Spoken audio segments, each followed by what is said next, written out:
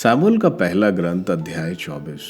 दाऊद द्वारा साउल को प्राणदान। दाऊद वहां से ऊपर चढ़कर एन गैदी के बीहड़ों में रहने लगा। साउल समस्त इजराइल के 3000 चुने हुए योद्धाओं को लेकर जंगली बकरों की चट्टान के पूर्व में दाऊद और उसके साथियों को पता लगाने निकला। वह रास्ते के किनारे भेड़ बाड़ों के पास पहुंचा। वहां एक गुफा थी और साउल शौच करने के लिए उसमें घुस गया। दाऊद और उसके साथी उस गुफा के भीतरी बाग में बैठे हुए थे। दाऊद के साथियों ने उससे कहा, वह दिन आ गया है जिसके विषय में प्रभु ने आपसे कहा था, मैं तुम्हारे शत्रुओं को तुम्हारे हवाले कर देता हूँ, उसके हाथ वही करो जो तुम्हें उचित लगे। दाऊद ने उठकर चुपके से साउल के वस्त्र का टुकड़ा काट लिया। दाऊद का हृदय धड़कने लगा क्योंकि उसने साउल के वस्त्र का टुकड़ा काट दिया और उसने अपने साथियों से कहा, प्रभु यह ना होने दे कि मैं अपने स्वामी प्रभु के अभिषिक्त पर हाथ डालूं, क्योंकि प्रभु ने उनका अभिषेक किया है। दाऊद ने यह कहते हुए अपने साथियों को रोका और उन्हें साउल पर आक्रमण करने नहीं दिया। साउल उठकर गुफा से बाहर निकला और अपने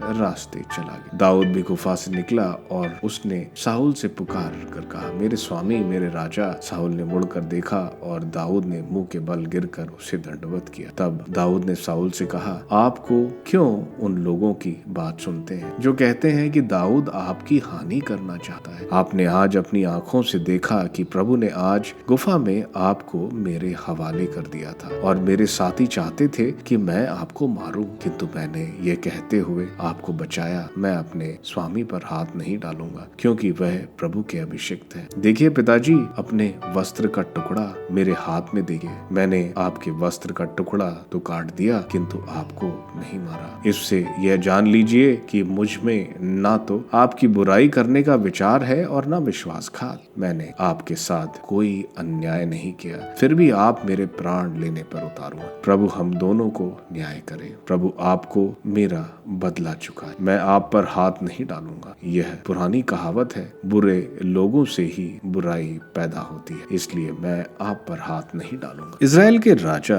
जिससे लड़ने निकले, आप किसका पीछा कर रहे? मरे हुए कुत्तों का या किसी पिस्सू का? प्रभु निर्णय देगा कि हम दोनों का न्याय करेगा। वह विचार करे, मेरे पक्ष ले और मुझे आपके हाथों से छुड़ाकर न्याय दिलाए। जब दाऊद साउल से यह सब बातें कह चुका था तो साउल ने कहा, दाऊद बेटा, क्या यह तुम्हारी आवाज है? इसके बाद साउल फूट फूट कर रोने लगा और दाऊद से बोला, न्याय तुम्हारे पक्ष में है। तुमने मेरे साथ भलाई और मैंने तुम्हारे साथ बुराई की है। तुमने आज इसका प्रमाण दिया है कि तुम मेरी भलाई चाहते हो। प्रभु ने मुझे तुम्हारे हवाले कर दिया था और तुमने मुझे नहीं मारा। जब शत्रु वश में आ गया हो तो कौन उसे यूं ही जाने देता है? तुमने आज मेरे साथ जो भलाई की है, प्रभु तुमको उसका बदला चुकाएगा। अब मैं जान गया हूँ कि तुम अवश्य राजा बन जाओगे और तुम्हारे राज्यकाल में इज़राइल फलेगा फूलेगा। इसलिए प्रभु का नाम लेकर यह शपथ खाओ कि तुम